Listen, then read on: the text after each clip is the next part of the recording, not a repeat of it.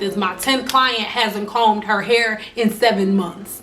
So I've already done 9 people back to back. Just combing out her hair is equivalent to all of the clients that I've had before her.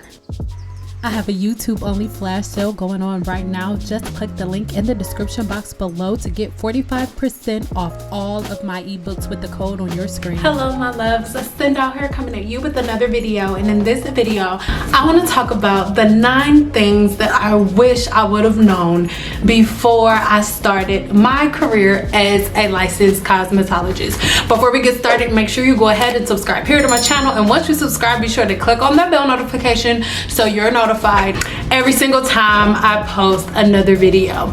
Number 1 is that the hustler's mentality kind of sort of hurts you more than it helps you in the long run, because we are under the impression, I know I was under the impression, that the more you work and the longer you work, the more money you make, where in reality the richest people in the world, they actually plan out their work schedule. And this is what I mean by that.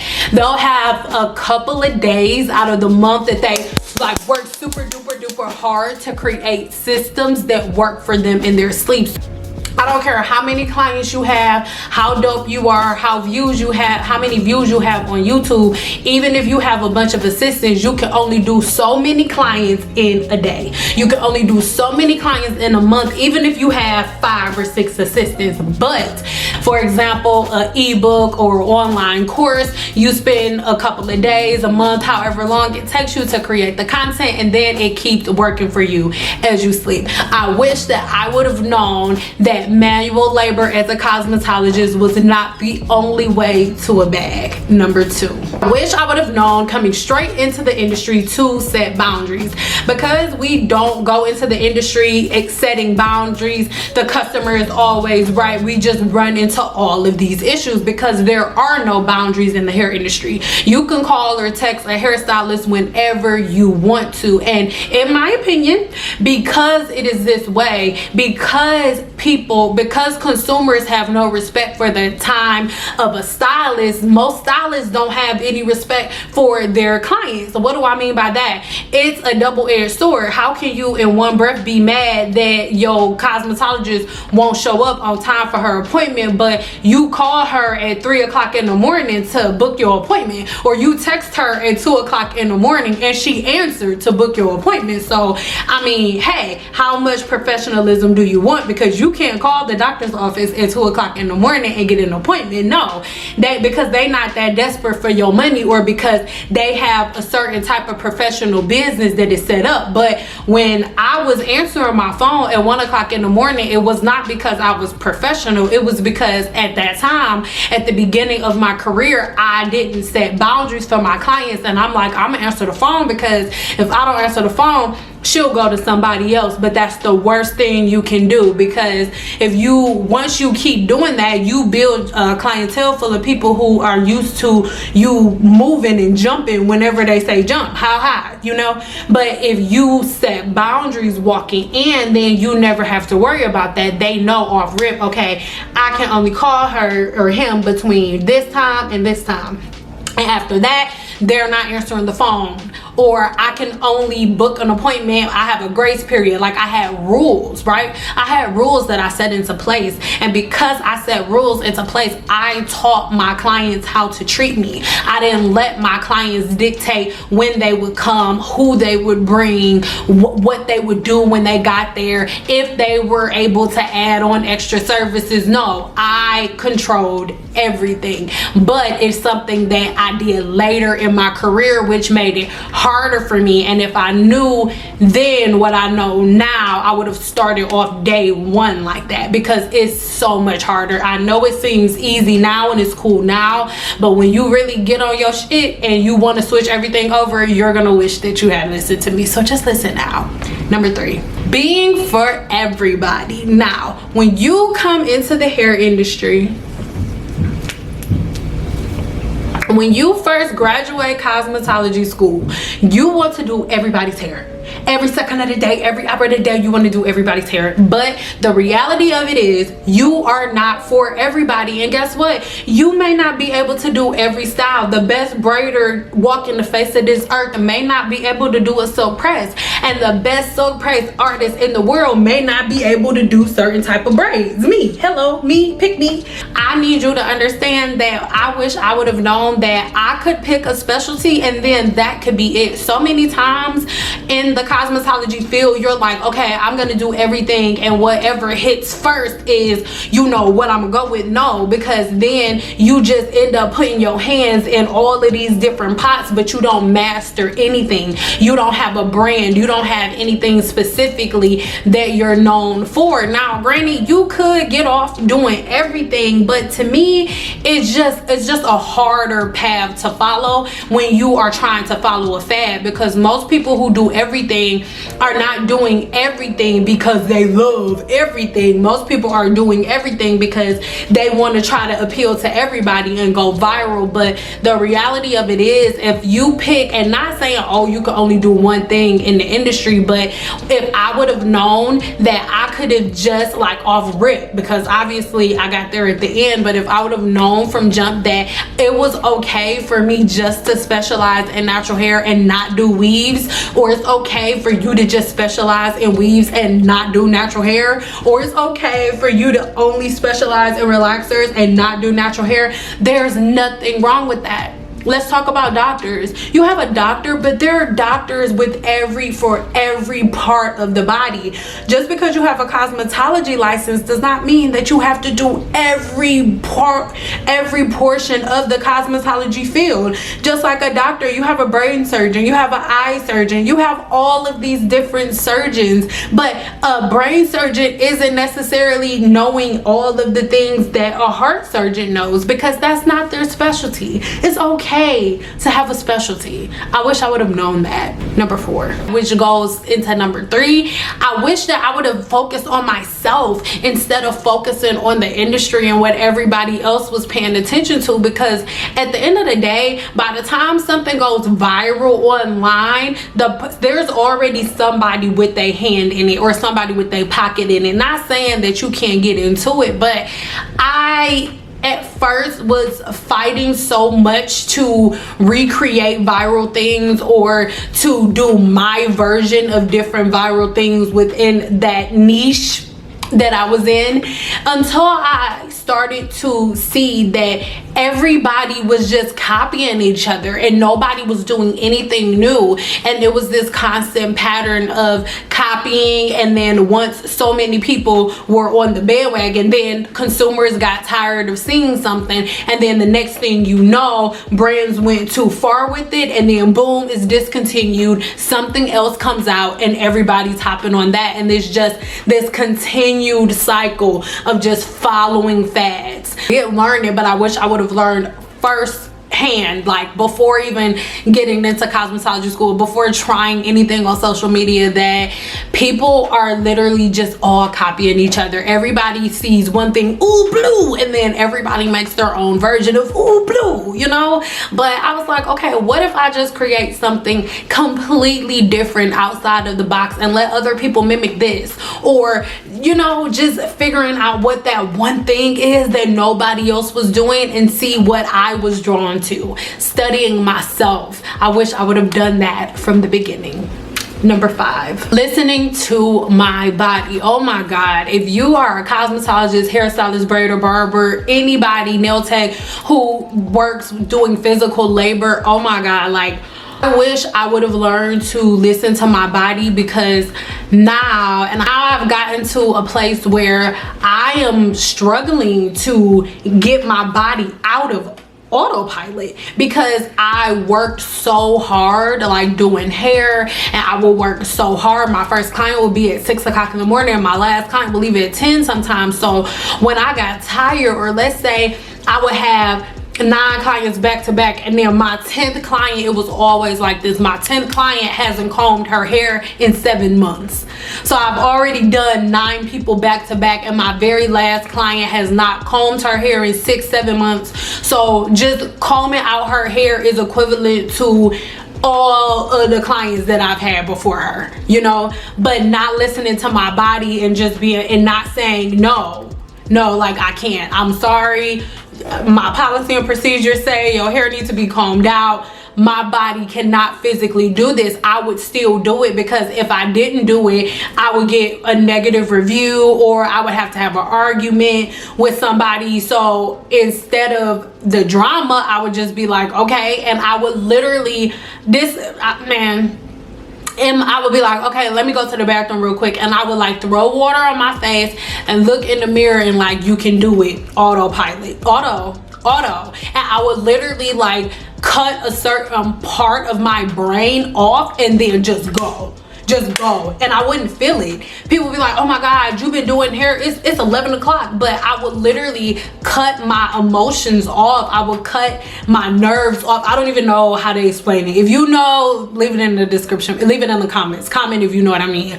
But I would literally just cut it off to the point where my body, I wouldn't feel anything else until I sat down. Once I went home and I sat down, or once I got in the car, then my body, I could feel it. Then my feet would start throbbing and all of that. But yeah, I never listened to my body, and because I did that for like in the double digits of years, then it got to a place where now that I'm not doing it, it's so hard for me to get my mind and my body out of that state. Like, we not fight or flight no more. Like, you can stop. So listen to your body. Like, I don't care what it is. Have policy and procedure. If they need to have their weaves taken out or their hair, you know, detangled or whatever before they get there, for time's sake, I don't care what it is. You tell them no. And even if they go to somebody else, because a lot of times I would still do it, like, because at the end of the day, I'm not trying to keep it cute. That's how we pay our bills. Like, so if I say no, I can't do this, then if she was gonna pay me $150, I'm short $150. So I gotta suck it up, just charge her extra. Yeah, if I may charge you extra, but that doesn't give me more energy, me charging you extra. In my mind, I just get to tell myself, okay, regardless of how bad my body hurts, regardless of how I feel after this, I got an extra this much to spend. Yeah. Number 7, watching the company I keep in the industry. Baby, listen, I know that there are a lot of different types of women. You have some women that are like, oh, my best friend, my best friend. I'm not that girl. Like, I'm only child, even though I got older siblings, but whatever. Even though I have older siblings, I'm only child, so raised in the house by myself. So I'm a loner, and I'm okay with that. I'm okay with that. Like, I don't have anybody like, oh, I hate sitting down. Like, no, I don't have anybody in my life like that. But at the same time, it was like, for me, once I moved from Florida back to Vegas and went to cosmetology school, I've had tunnel vision ever since then. The only time I've ever slowed down since the day I got my cosmetology license was to get married and to have my children, you know. So that those phases of life, stuff like that. But other than that, I'm like, go. So when I was at that phase of my life where I'm like, okay, maybe I do want to have some friends a little bit, I wish I would have been more careful of the type of people that I let in my life, because I don't look at myself in a certain way, like all high and mighty and stuff. I don't really look at the way that other people see me, so I wasn't cautious of people that I called friend, because I'm a Cancer, so I love everybody. So it was so easy for me to view everybody as a friend, for me to view everybody as someone who has my best interest at heart. But in reality, it wasn't that way. Out of 15 people, maybe like 2 or 3, and I wish that I would have been able to see that in the industry a little bit faster. And I also do wish that I wouldn't have been so on the defensive after certain things happen, because I do feel like I have missed a few opportunities to like collaborate with a couple of dope people that reached out to me, just because I was like, I don't know if I trust y'all niggas. Number 8, spending cash fast, baby.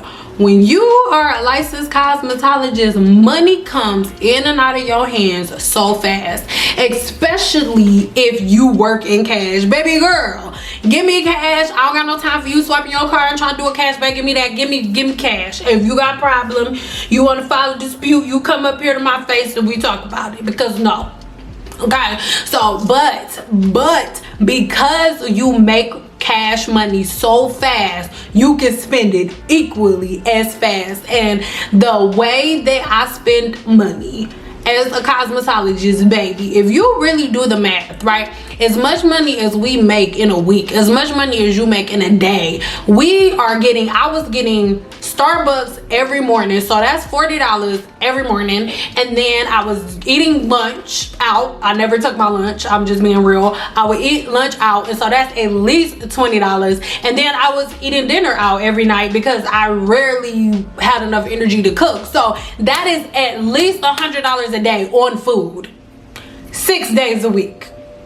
Okay, and we do that all month long. And then not to mention the snacks, not to mention, you know, our tools, our supplies, and all of the different things that go into it.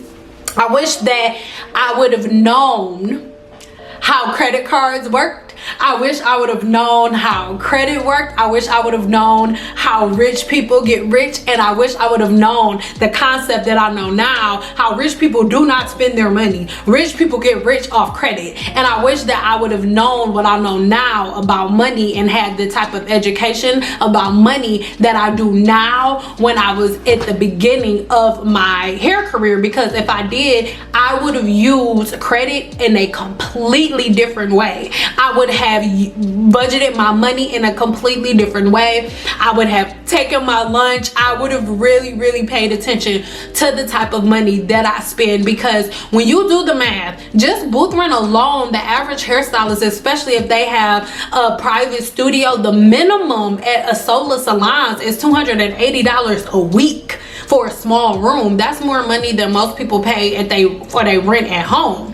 So if you take at least, let's say, a minimum of $1,200 a month, plus another $600 a month on food, plus another $1,000 a month on hair supplies, like, you guys, we rack it up, okay? And you still have money. You still got bread, but we spend money so freaking fast. Financial planning is something that I wish I would have done first. Number 9, I wish that I would have learned the word no way faster. I wish that I would have learned the word no a lot faster. So many times in the hair industry, or just in any business, the customer is always right. The customer is always right. And most of the time, not most of the time, a lot of times a customer could be the same one calling you bees and hoes. So look, the customer is not always right. At the end of the day, as a service provider, and this is whether you're a hairstylist, anybody who's providing a service to another human being, you are not employed by them. You are providing a service. They are paying you for a service. So just like if you walk into a restaurant, you have to follow the rules of that business, and any business has the right to refuse a service if it goes against the policy and procedures that they have. So I wish that I would have understood from the very beginning that me as a cosmetologist, I am an independent contractor, and as an independent contractor, I am my brand and I am my business. And at any time I can write out policy and procedure, and my policy and procedure can say, I don't want anybody to call me the N-word or anything. Whatever you write in your policy and procedure, you put that in front of your client. And when your client sees that, if they agree to it by booking an appointment with you, and by them clicking a box that says that they read through your policy and procedure and they understand, they then comply with whatever you said. So from that point on, if they break any of those rules, you can say, no, I can't service you. Those are just 9 of a whole lot of things that I wish I would have known before I got my cosmetology license. I have so much more though. So let me know if you want more.